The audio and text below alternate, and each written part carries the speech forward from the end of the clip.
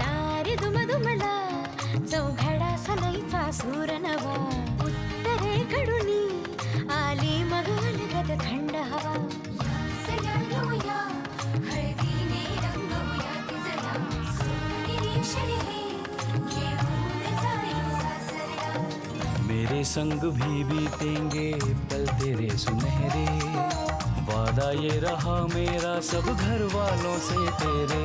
बाबुल का घर में छोड़ के चली ओला ढूंढ काहे दिया परदेस, काहे दिया परदेस, काहे दिया परदेस, काहे दिया परदेस।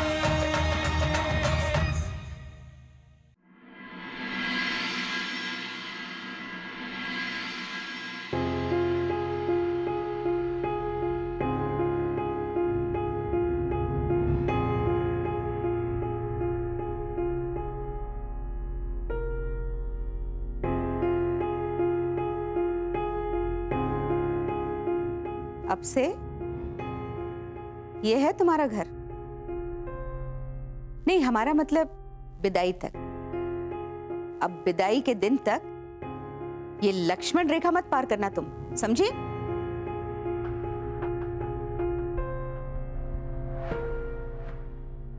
ओ, जी जी कहने से कुछ नहीं होगा।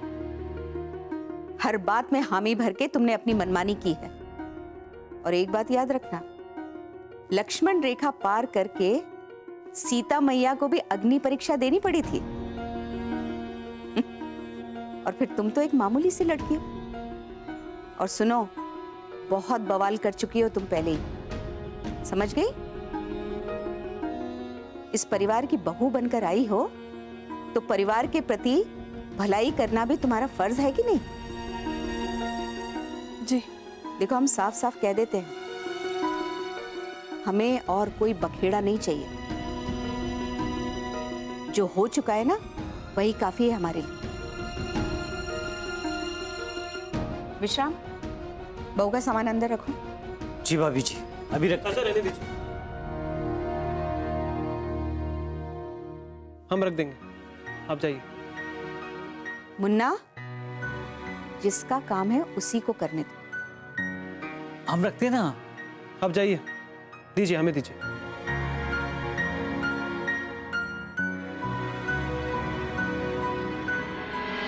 शिवर,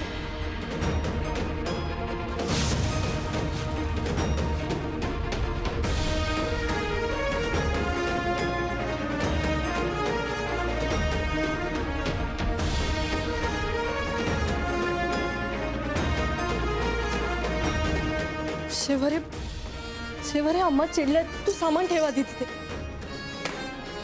ये कमरा है, ये क्या कमरा है गौरी जी? चलिए आप यहाँ से, चलिए। शिव, एक मिनिट, कुठे? अरे कहीं पर भी, पर हम आपको यहाँ नहीं रहने दे सकते, प्लीज चलिए। हळू बोला दे, शांत हो। काय झालंय तुला? हे पण मलाच विचार। गौरी जी, हमारे नौकरों के कमरे इससे ज्यादा अच्छे होते हैं, पता है आपको? प्लीज चलिए यहाँ से। ऐक ना शिव, प्लीज। हे बघ, तू चिडू नकोस। आधीच आपण खूप दुखावलंय सगळ्यांना आणि घरच्या रीती मोडून निर्णय घेतले, तर आणखी त्रास नको ना आपल्यामुळे। गौरी जी, आप यहाँ रहेंगी तो आपको तकलीफ होगी, और हम आपको तकलीफ में नहीं देख सकते हैं, पता है ना आपको? मुझे कुछ तकलीफ नहीं होगी। शिव, प्लीज विश्वास ठेव माझ्या। हे बघ, घरचे जे सांगतायत ना ते ऐकूया ना आपण, ते योग्यच सांगतायत। तू इतका हट्टीपणा नको ना करूस। 2 दिवसाचा प्रश्न आहे ना। 2 दिन हो कि 2 घंटे हो, हम आपको यहाँ पे नहीं छोड़ सकते। शिव, प्लीज चिडू नकोस ना तू, शांत हो। हे बघ, माझ्यासाठी, आपल्या प्रेमासाठी मला हे करू दे। हे बघ, माझं लग्न तुझ्याशी झालं असलं तरी या घरातली माणसं आता माझी आहेत ना, हा? आणि त्यांची मनं जिंकायची आहेत, मला सांभाळायची आहेत। तूच असा हट्टीपणा केला तर अम्मांना किती वाईट वाटेल, आणि त्या आणखी दूर होतील माझ्यापासून। प्लीज। आपकी बातें सुन के ना गुस्सा आता है हमें आप पे। अगर अम्मा जिद्दी है ना तो आप भी कुछ कम नहीं है। शिव,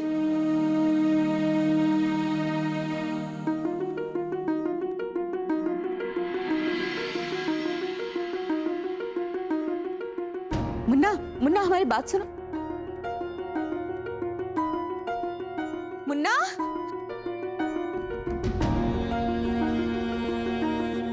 दादी जी ये कैसा इंसाफ हुआ?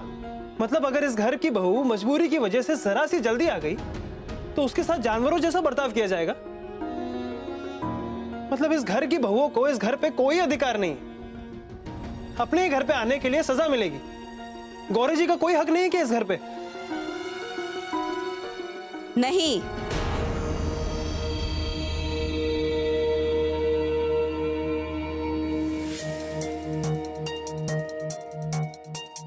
अभी इस घर में उसे प्रवेश सिर्फ इसलिए मिला है क्योंकि इस घर का बेटा उसे ब्याह करके लाया है, और इस घर पे उसका अधिकार तब होगा जब वो इस घर के प्रति अपने कर्तव्य निभाएगी। मुन्ना,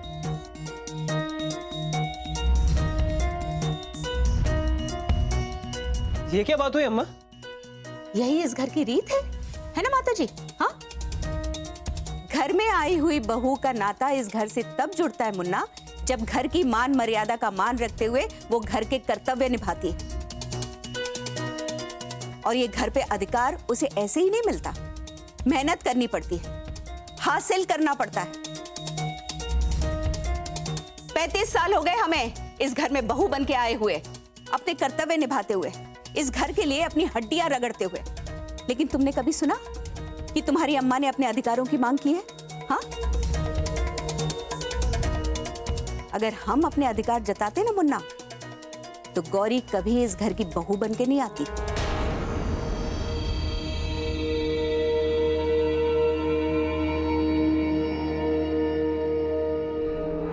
और माता जी तो कभी मुंबई गई नहीं ना। माता जी ने तो अपनी आंखों से कुछ देखा नहीं। लेकिन मुन्ना, हम अपनी आंखों देखी मक्खी नहीं निगलते। जौनपुर वाली, ये क्या बड़बड़ कर रही है मुंबई वाली के लिए? इसका मतलब आप इस शादी से खुश नहीं है अम्मा? हाँ, नहीं, मतलब पहले नहीं थे, लेकिन जब माताजी ने गौरी को पसंद कर लिया तो हमने इनकी आज्ञा का आंख मूंद कर पालन किया और गौरी को दिल से अपनी बहू मान लिया। लेकिन इसका मतलब ये नहीं है मुन्ना कि तुम घर के रीति रिवाजों को ताक पे रख के अपनी मनमानी करोगे और हम कुछ नहीं कहेंगे तुमसे। वैसे जौनपुर वाली ठीक कह रही है मुन्ना। कहा है कि किसी भी घर की बहू बनना कोई आसान बात नहीं है। बहू होते हुए भी बेटी की तरह सबको अपनापन देना पड़ता है, और वो भी घर की मान मर्यादा के दायरे को संभालते हुए। मुंबई वाली को भी ऐसा ही करना होगा। इसका मतलब ये भी नहीं है कि हम ये कह रहे हैं तुमसे कि तुम उसका साथ ना दो, लेकिन हमें गलत समझो ये भी हम नहीं चाहते। और जो नियम घर की दूसरी बहुओं के लिए हैं, वो उसके लिए भी हैं। हाँ तो दादी जी, हम कहाँ कह रहे हैं कि नियमों का पालन ना किया जाए? हम तो बस इतना कहना चाहते हैं कि... बस मुन्ना, बहस करने से अच्छा है परिस्थितियों का सामना करो, अपने कर्तव्यों का पालन करो। अच्छा, ये सब छोड़ो, जाओ जाके गौरी के बाबा को अपने यहाँ पहुंचने की खबर दे दो। उन्हें इस खबर का इंतजार होगा, परेशान हो रहे होंगे वो। लेकिन हाँ, बाकी सब बताने की कोई जरूरत ना है। कहा है कि हम यहाँ परेशान हो रहे हैं ना, इतना ही काफी है। दादी जी, एक बार आप हमारी बात तो... मुन्ना, ने एक बार कह दिया सो कह दिया। अब जाओ, जाओ मुन्ना।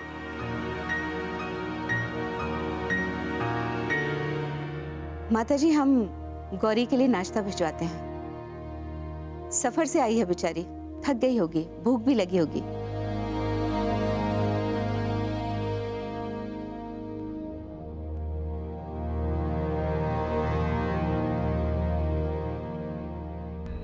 बेचारे गौरी के बाबा, उनकी परेशानियां तो अब और बढ़ने वाली हैं।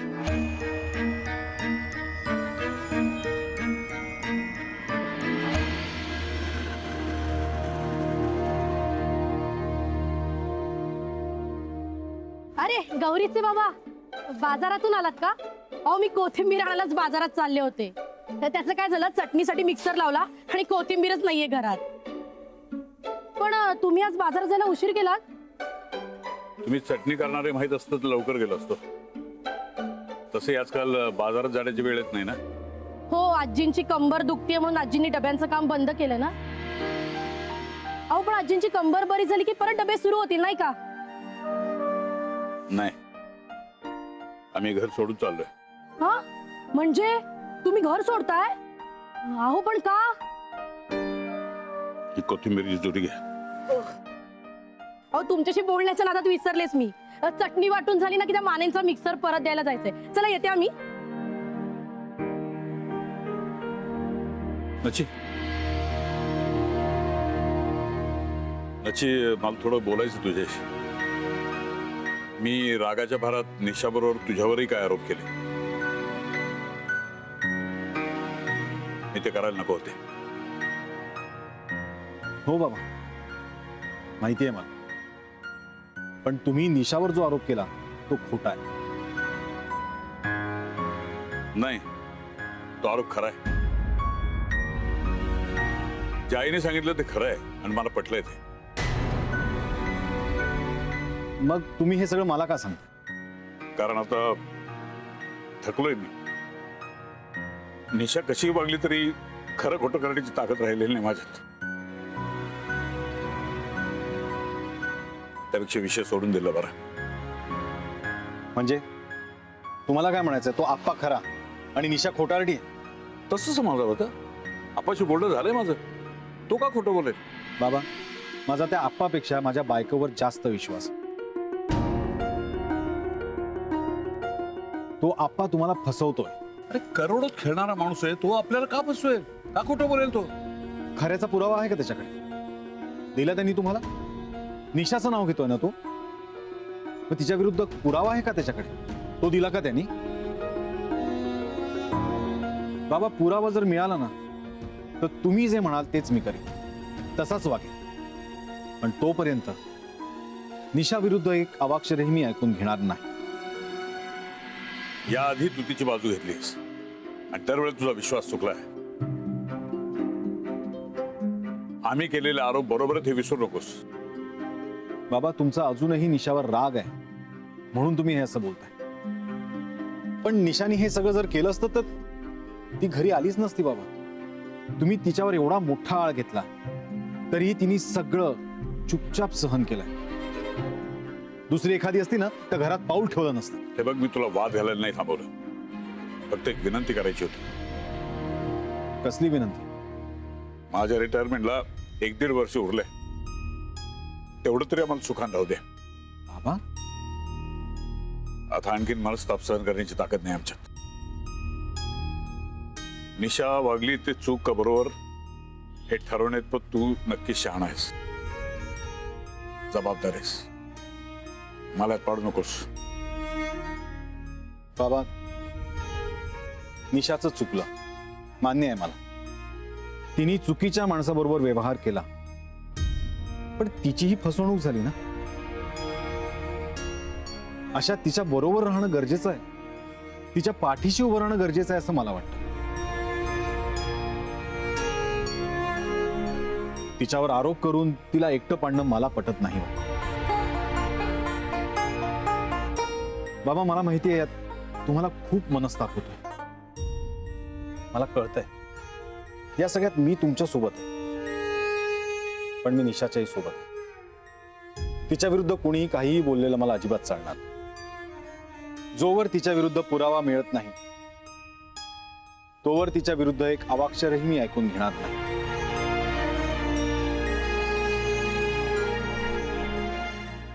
येतो. चल.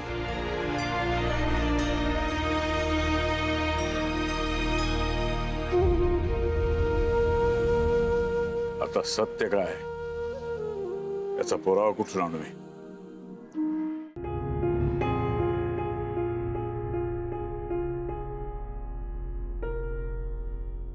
चलिए शिव भैया, खाना खा लीजिए।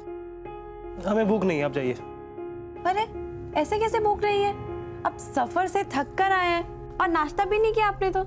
चलिए थोड़ा सा खा लीजिए। हमें नहीं खाना, भूख नहीं है हमें। आप जाइए ना प्लीज। पर अम्मा जी। हमें किसी की बात नहीं सुननी है, प्लीज हमें डिस्टर्ब मत कीजिए, जाइए आप। ठीक है।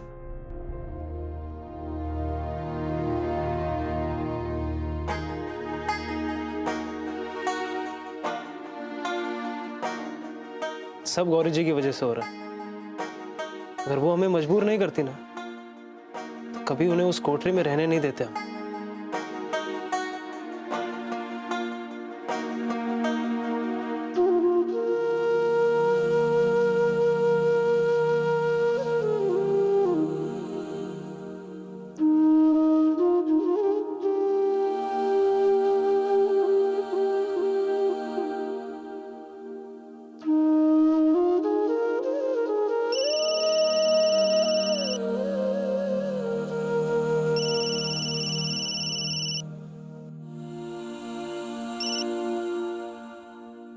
नमस्ते आई।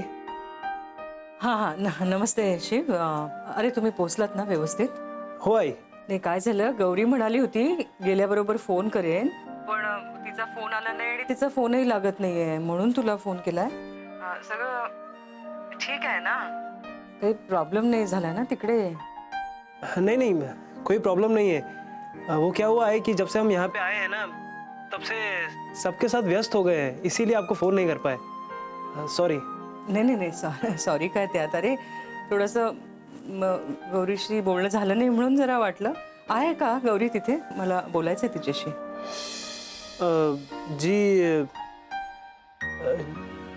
जी वो दादी जी के साथ हैं अभी, हम अभी बात करवाते हैं आपकी। हो नहीं काय है, एक बार उसकी आवाज सुन लेंगे तो तसल्ली हो जाएगी ना, इसलिए कह रही हूँ मैं। जी बस अभी 2 मिनट में करवाते हैं। हाँ हाँ हाँ.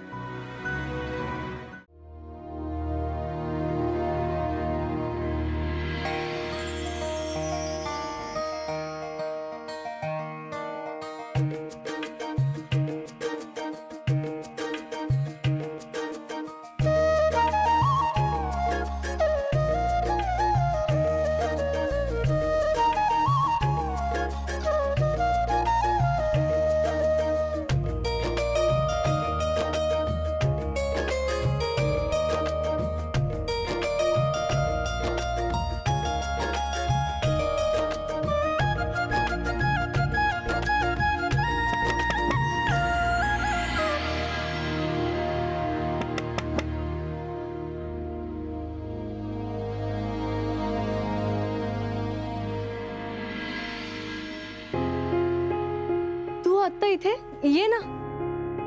आई का फोन आया था, आपका शायद फोन बंद है.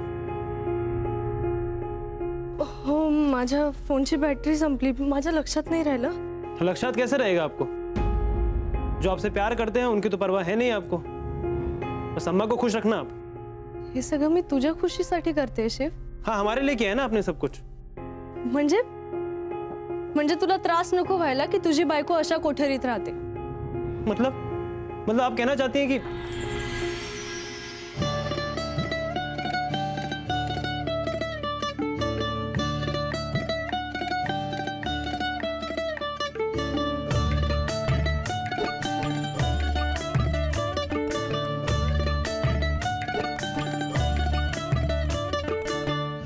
असं काय बघतोयस? माझ्याकडे बघून झालं असेल तर आता खोली बघ. आती चल.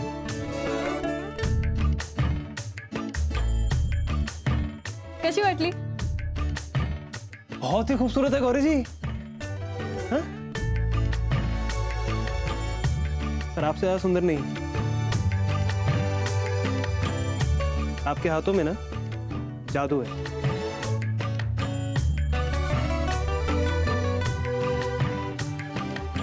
अगर आप मिट्टी को भी छुएंगी ना तो सोना कर देंगे.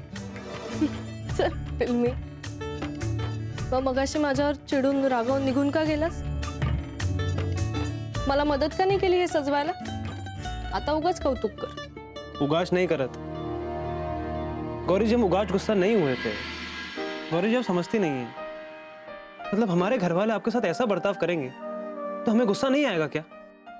हे बघ शिव, असं रागावून नाही चालत. काय होणार आहे त्याने प्रश्न सुटणार आहेत का? प्रेमाने सगळं काही ठीक होत. आता तू माझ्यावर रागावून निघून नसता गेला आणि मला मदत केली असती ही खोली सजवायला, तर किती आनंद मिळाला असता आपल्याला. गौरी जी, उस वक्त हमें कुछ और सूझ नहीं रहा था.